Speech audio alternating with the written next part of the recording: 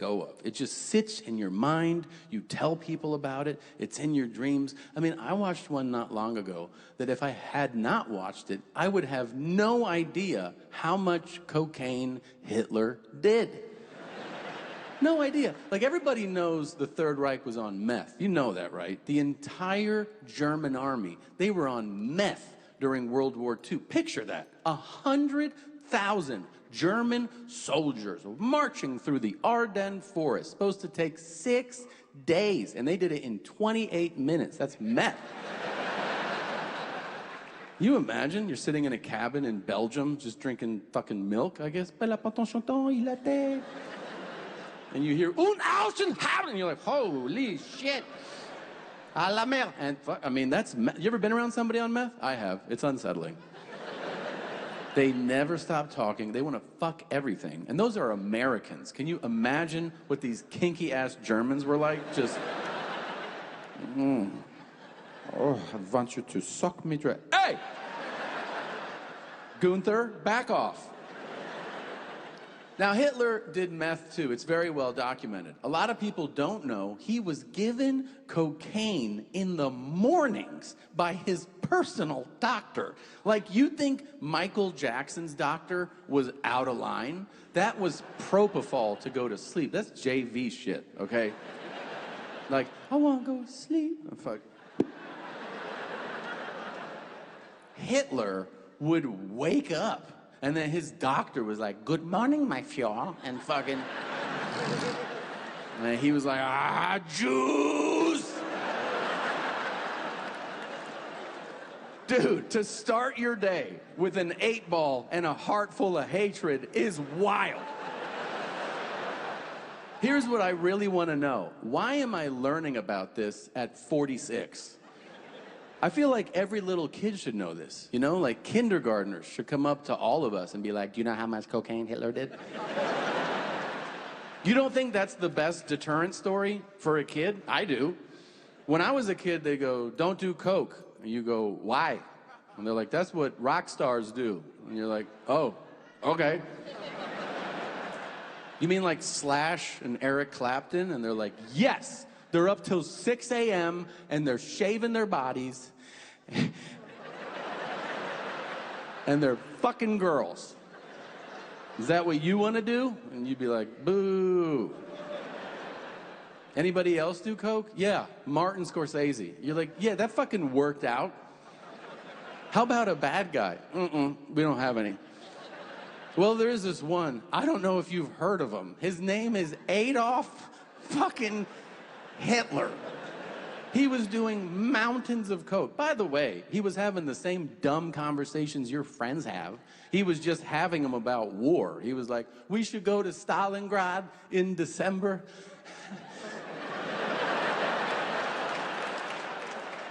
And we'll fuck them up. Hey, look at my mustache. I cut off the side.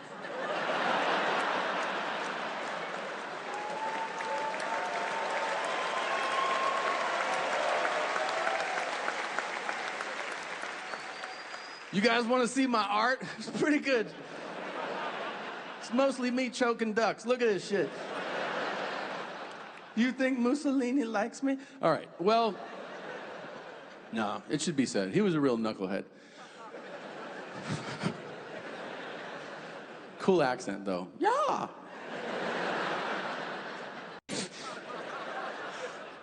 Are you fans of documentaries? Do you like watching them? Because I love them. I love being filled with the confidence of surface-level knowledge without the burden of reading, you know? And so I've lost track. I've seen so many now. Sometimes they're quite informative.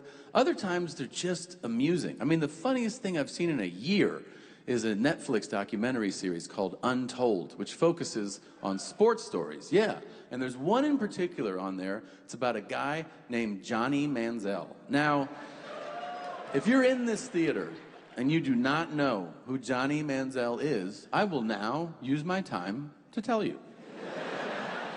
Johnny Manziel is the first and only redshirt freshman to win the Heisman Trophy. That's the highest honor in college football. It goes to the nation's best player. Redshirt freshman simply means he was 18 months removed from high school when he didn't just play the sport, he dominated it. And when you watch this documentary, you will learn that he did this while mostly high and drunk. Like, pretty fucked up. The best is they interview all his former shit-kicking Texas-based coaches who are like, yeah, man, he would come to practice, he'd be all shit-faced. And we would say, Johnny, you better not fuck this up. And then he didn't. He was awesome. And you're like, wait, what? He was playing nationally televised games every Saturday with millions of viewers, either drunk, high, or hungover, just on the sidelines. And his coaches are like, Johnny! And he was like, watch this shit. 6 touchdowns. You're like, holy shit. Give him more drugs. This is working. He wins the Heisman. Sophomore year, he comes back. He's trying new things. He's sprinkling dust on his shit, you know? He's evolving. He plays amazing. Again, he almost wins it back to back. Then he goes into the NFL to play professionally. And they're like, you need to clean up your act. And he was like, I don't want to play football anymore. And that's the whole story. Now, to me, his story is more than that. Because for me, in my personal life, I use his story as one that where I can see I've evolved some. See, I used to judge him very harshly. A lot of people do. All they see is a blown opportunity. But the older I've gotten, I see it through a different lens. I realize that's a lot of pressure for a young man to have. You know, a lot of people in their 30s, 40s, and 50s can't handle that, let alone a freshman in college, you know, the celebrity, the fame, the money. And so now I do the thing that you do if you can. You put yourself in someone else's shoes. And I can do that. I was once a freshman in college. I wasn't dominating college football. I was going to class, and I was working part-time at a shopping cart manufacturer. A place that makes shopping carts. Here's how cool that job was. I went in there once on a Monday, and I went up to my boss. I go, I think I'm going to quit on Friday. And he goes, yeah, a lot of people do. Okay. And then on Friday, he goes, yeah, you're done. I go, okay, great. And then he tells me, he goes, hey, kid, a lot of people here like you. Let's go to the bar down the street, and we'll toast you to whatever you do next. I go, okay, I'm underage, but let's do it.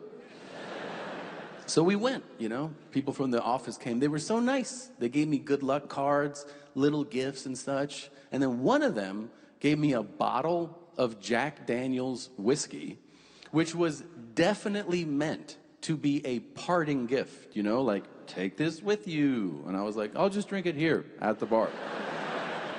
You know, the bartender's like, you can't do that. And I go, I can't hear you. I'm just going to do it.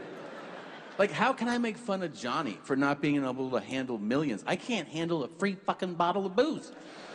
And let me tell you something, if you don't drink whiskey, if you tip back the bottle 3 or 4 times, your brain actually goes, hey, there's too many lights on in here. Beep, bop, boop. And you go, I want to do bad shit.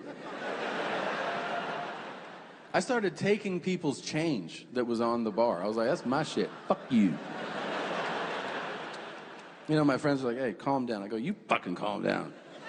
And then I ended up going home with a lady who had a most unfortunate face. Yeah.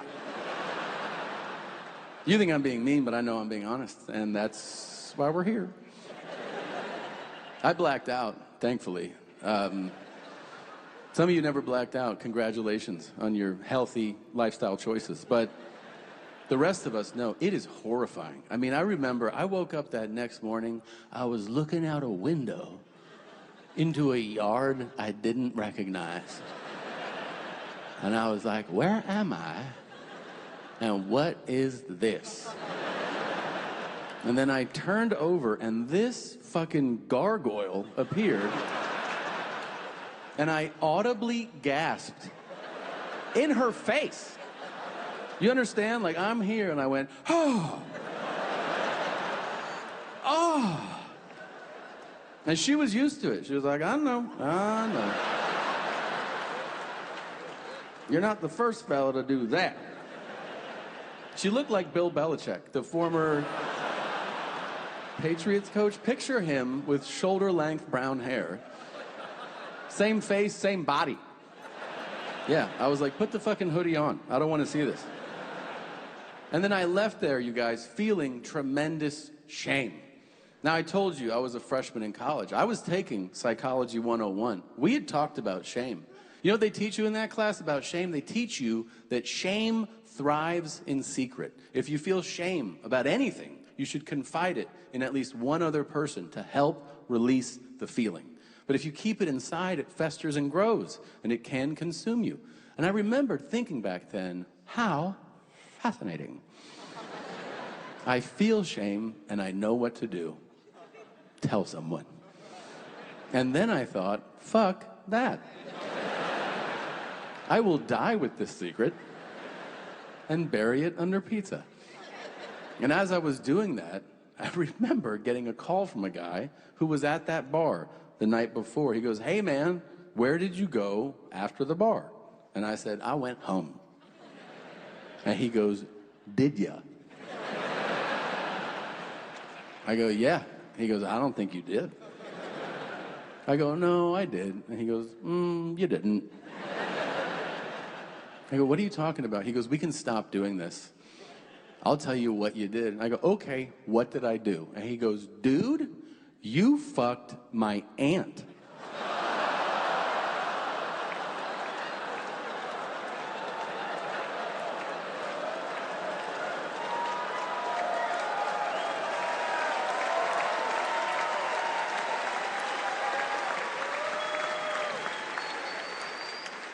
I say, your aunt is Bill Belichick? He goes, yeah. I didn't know what to say, so I just said, I'm sorry. He goes, no, I'm sorry. He goes, I don't want to fuck any of my aunts, but Bill is definitely last on that list. I switched to weed that day. Sometimes you watch documentaries, and it's a whole different experience. Like, it's just enlightening. You get information that you can't let